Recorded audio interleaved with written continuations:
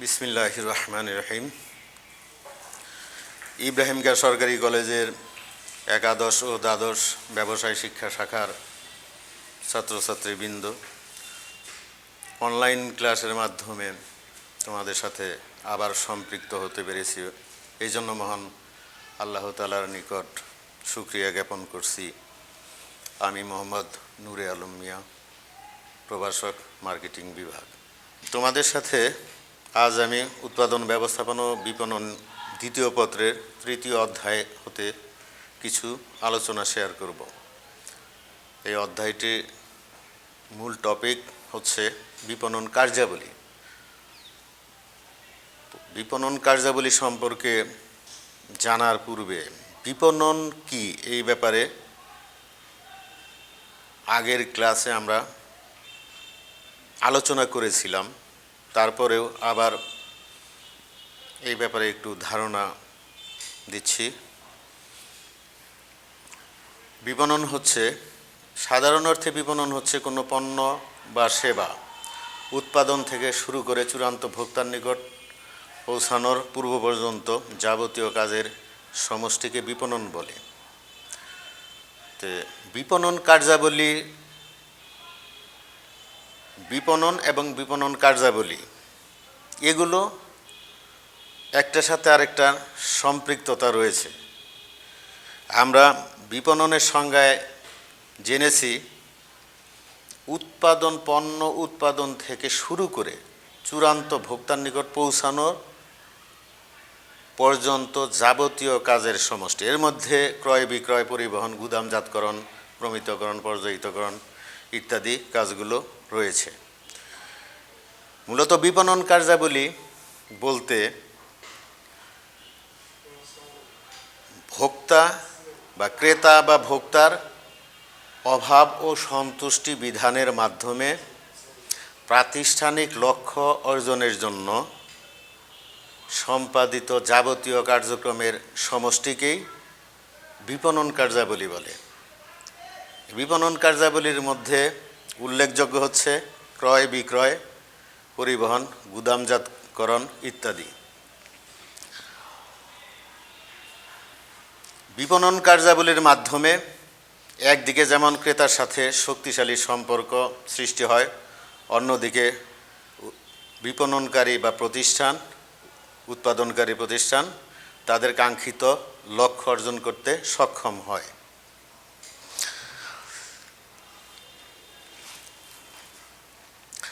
বিপণন কার্যাবলী সম্পর্কে আরেকটু বিস্তারিতভাবে আমরা এখন আলোচনা করব।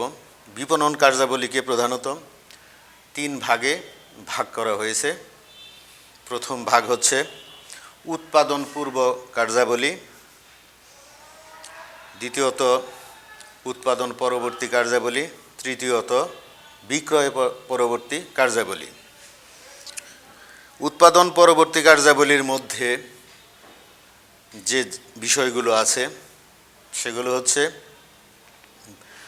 বিপণন পরিবেশ বিশ্লেষণ। বিপণন পরিবেশ বিশ্লেষণ কি জিনিস? বিপণন পরিবেশের ব্যষ্টিক এবং সামষ্টিক যে উপাদানগুলো রয়েছে, আমরা দ্বিতীয় অধ্যায়ের যে আলোচনা ছিল বিপণন পরিবেশ, তার মধ্যে এগুলো আছে।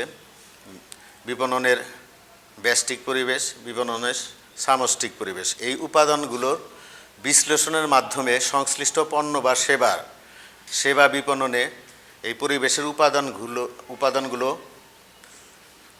প্রভাব কেমন সেই বিষয়ে বিশ্লেষণ করা, সেই বিষয়গুলো বিশ্লেষণ করা বিপণনকারীর অন্যতম প্রধান কাজ। বাজার তথ্য সংগ্রহ।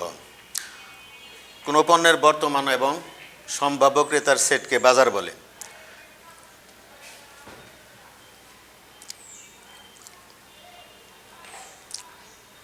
আর ক্রেতা বা ভোক্তার অভাব, প্রয়োজন, চাহিদা, পছন্দ, রুচি ইত্যাদি সম্পর্কিত তথ্যকেই বাজার তথ্য বলে, যেটা একজন বাজারজাতকারীকে বিশ্লেষণ করা, একজন বাজারজাতকারীর জন্য যে তথ্যগুলো বিশ্লেষণ করা অতি প্রয়োজন। 3 নাম্বার হচ্ছে পণ্য পরিকল্পনা ও উন্নয়ন। পণ্য পরিকল্পনা হচ্ছে এমন একটি প্রক্রিয়া যার মাধ্যমে কি পণ্য কাদের জন্য কি পরিমাণ কখন উৎপাদিত হবে সেই সম্পর্কে সিদ্ধান্ত গ্রহণ, এটা হচ্ছে পণ্য পরিকল্পনা। আর পরিকল্পনা অনুযায়ী পণ্য উন্নয়ন করতে হয়, পণ্য পরিকল্পনা অনুযায়ী পণ্য উন্নয়ন করতে হয়। 4 নাম্বার হচ্ছে ক্রয়। ক্রয় হচ্ছে এমন একটি প্রক্রিয়া যার মাধ্যমে একটি নির্দিষ্ট অর্থের বিনিময়ে বিক্রেতার নিকট হতে পণ্যের মালিকানা ক্রেতার নিকট যে প্রক্রিয়ায় হস্তান্তরিত হয় সেটি হচ্ছে ক্রয়। পণ্য পরিকল্পনা অনুযায়ী পণ্য উন্নয়নের জন্য কাঁচামাল ক্রয়, যন্ত্রপাতি ও সংগ্রহ ইত্যাদি বিষয়গুলো, কাঁচামাল যন্ত্রপাতি ইত্যাদি ক্রয় করা হয়। চতুর্থত বিষয় হচ্ছে ক্রয়। ক্রয় হচ্ছে এমন একটি প্রক্রিয়া যার মাধ্যমে পণ্যের মালিকানা বিক্রেতার নিকট হতে ক্রেতার নিকট হস্তান্তরিত হয়। এই ক্রয় প্রক্রিয়ার মাধ্যমে পণ্য উন্নয়নের জন্য কাঁচামাল সংগ্রহ, যন্ত্রপাতি ও মেশিন ক্রয় ইত্যাদি ক্রয় করতে হয়। এগুলো হচ্ছে বিপণন কার্যাবলীর উৎপাদন পূর্ববর্তী কাজ। আর উৎপাদন পরবর্তী কাজের মধ্যে যেসব কার্যাবলীগুলো আছে এর মধ্যে আছে 1 নাম্বার হচ্ছে পরিবহন। যাত্রী সাধারণ এবং পণ্য আনা নেয়ার সাথে সম্পৃক্ত কাজকে পরিবহন বলে। অর্থাৎ আমরা যেহেতু এইখানে পণ্য নিয়ে কথা হচ্ছে, আমরা যাত্রীর কথা নাই বললাম, অর্থাৎ পণ্য স্থানান্তরের সাথে সম্পৃক্ত কাজকেই পরিবহন বলে। আর এই পরিবহনের মাধ্যমে পণ্যের স্থানগত উপযোগ সৃষ্টি হয়। দ্বিতীয়ত আছে গুদামজাতকরণ। পণ্য উৎপাদন এবং চূড়ান্ত ভোগের মধ্যবর্তী সময় পর্যন্ত পণ্যকে সংরক্ষণ করে রাখার কাজকে গুদামজাতকরণ বলে। অর্থাৎ পণ্য উৎপাদিত হলেই বিক্রি হয় না, পণ্য উৎপাদিত হওয়ার পর চূড়ান্ত ভোক্তার নিকট পণ্য পৌঁছানোর পূর্ব পর্যন্ত পণ্যকে সংরক্ষণ করে রাখতে হয়। এই প্রক্রিয়াকেই বলা হয় গুদামজাতকরণ। গুদামজাতকরণের মাধ্যমে পণ্যের সময়গত উপযোগ সৃষ্টি হয়। এরপরে আরেকটি কাজ যেটা অত্যন্ত গুরুত্বপূর্ণ সেটা হচ্ছে প্রমিতকরণ। প্রমিতকরণ হচ্ছে যে নির্ধারিত মানের ভিত্তিতে,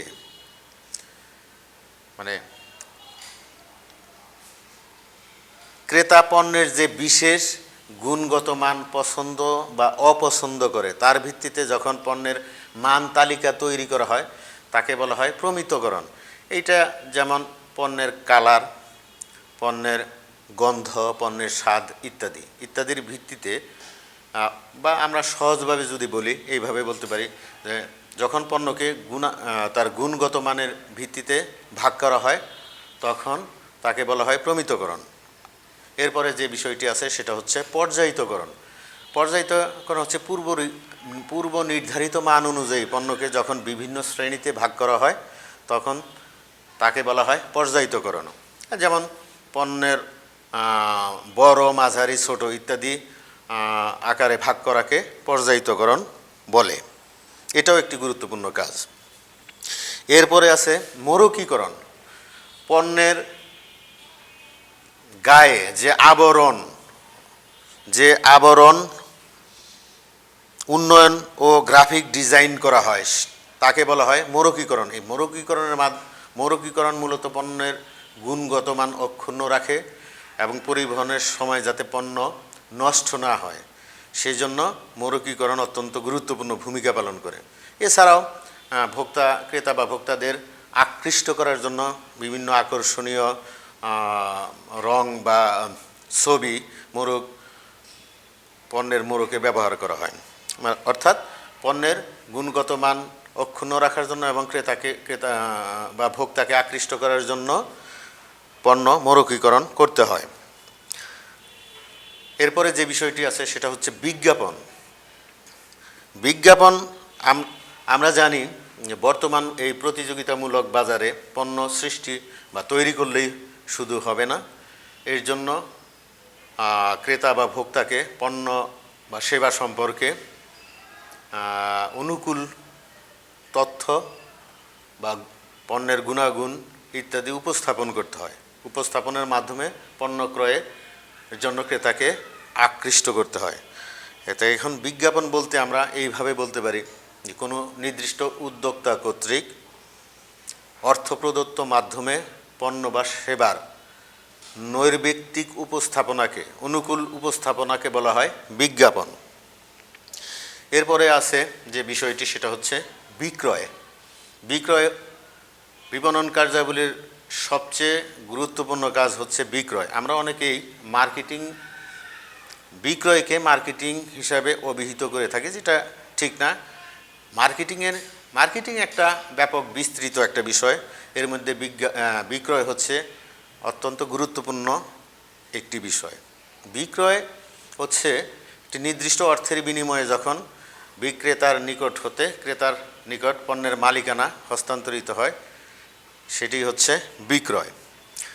আর এই বিক্রয়ের মাধ্যমে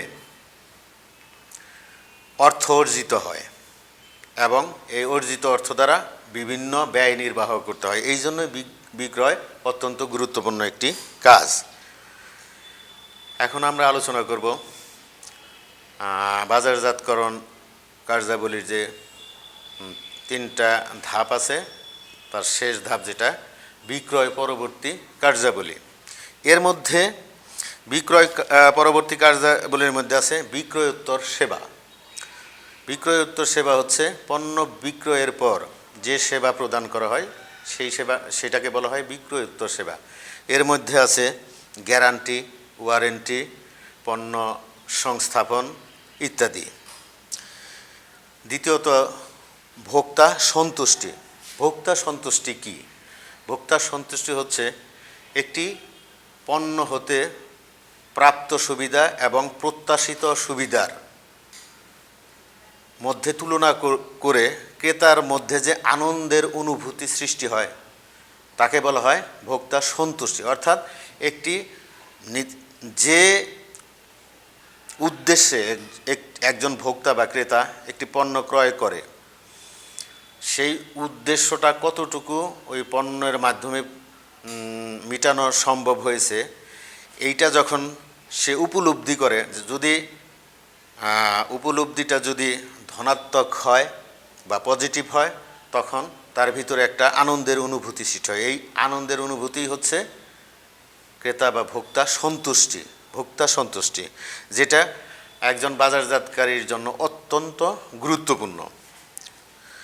এরপরে আমরা যে জিনিসটা আছে, যে বিষয়টি আছে সেটা হচ্ছে সংশোধনমূলক ব্যবস্থা গ্রহণ। অর্থাৎ ভোক্তা সন্তুষ্টি পরিমাপের মাধ্যমে যে ভোক্তার প্রত্যাশা অনুযায়ী পণ্য মূল্য, বন্টন, প্রসার ইত্যাদি যে কাজগুলো আছে সেইগুলো কর্মকাণ্ডের সংযোজন বা পরিমার্জনকেই বলা হয় সংশোধনমূলক ব্যবস্থা গ্রহণ। অর্থাৎ একটি পণ্য বিক্রির পর যখন ভোক্তা সন্তুষ্টি পরিমাপ করা হয়, তখন যদি ভোক্তা সন্তুষ্ট থাকে তাহলে তাকে ধরে রাখার জন্য আরও কীভাবে পণ্যের উন্নয়ন করা যায়, মূল্য কীভাবে ফ্লেক্সিবল ওই ক্রেতার জন্য বা ওই বাজারের জন্য মূল্যটা ফ্লেক্সিবল রাখা যায় সেই ব্যাপারে, এবং কিভাবে কত ভালোভাবে ভালো মাধ্যমে বিজ্ঞাপন বা প্রচারণা চালালে ওই ভোক্তা সব সময় পণ্যের সম্পর্কে জানতে পারে, এই সব জিনিসগুলো বিবেচনায় আনতে হয়। আর যদি ভোক্তা অসন্তুষ্ট থাকে তাহলে তার জন্য যেসব কেন সন্তুষ্ট, কি করলে ভোক্তা তার চাহিদা অনুযায়ী পণ্যটি ভোগ করতে পারে, সেই সব ব্যাপারে যে সংশোধনমূলক ব্যবস্থা গ্রহণ। 3 নাম্বার হচ্ছে সংশোধনমূলক ব্যবস্থা গ্রহণ। ভোক্তা সন্তুষ্টি পরিমাপের পর ভোক্তার প্রত্যাশা অনুযায়ী বিপণনকারী তার পণ্য মূল্য বন্টন এবং প্রসার কর্মকাণ্ডের সংযোজন ও পরিমার্জন করে থাকে। এই সব কাজ যেটা বিক্রয় পরবর্তী কাজ হিসাবে আমরা চিহ্নিত করতে পারি। তো আজকে আমরা যে বিষয়গুলো জানলাম বিপণন কার্যাবলী সম্পর্কে, যে বিপণন কার্যাবলীকে মূলত 3 ভাগে ভাগ করা যায়। একটা হচ্ছে উৎপাদন পূর্ববর্তী কার্যাবলী, যেগুলো আমরা আলোচনা করছি ইতিপূর্বে। তার মধ্যে উৎপাদন পূর্ববর্তী কার্যাবলীর মধ্যে আছে বিপণন পরিবেশ বিশ্লেষণ, দ্বিতীয়ত বাজার তথ্য সংগ্রহ, তৃতীয়ত পণ্য পরিকল্পনা ও উন্নয়ন, 4 নাম্বার আছে ক্রয়। এরপরে আমরা আলোচনা করছি উৎপাদন পরবর্তী কার্যাবলী। এর মধ্যে আছে প্রমিতকরণ, পর্যায়িতকরণ, পরিবহন, গুদামজাতকরণ, মোড়কীকরণ, বিজ্ঞাপন, বিক্রয় ইত্যাদি। আর 3 নাম্বার ধাপ যেটা বিক্রয় পরবর্তী কার্যাবলী, এর মধ্যে আমরা যে বিষয়গুলো জেনেছি সেগুলো হচ্ছে বিক্রয়োত্তর সেবা প্রদান, দ্বিতীয়ত ভোক্তা সন্তুষ্টি পরিমাপ এবং তৃতীয়ত হচ্ছে সংশোধনমূলক ব্যবস্থা গ্রহণ। তো আশা করি এর মাধ্যমে তোমরা কিছুটা হলেও বিপণন কার্যাবলী সম্পর্কে অবগত হতে পারলে। তোমরা পরবর্তী ক্লাসে তোমাদের সাথে আবার দেখা হবে। এরপরে আমরা তোমাদের সাথে বাজার বিভক্তিকরণ নিয়ে কথা বলবো। ততদিন সেই সময় পর্যন্ত সকলে একটু সতর্কতার সহিত ঘরে অবস্থান করবে এবং সকলকে এই ব্যাপারে উৎসাহিত করবে। ধন্যবাদ। আসসালামু আলাইকুম।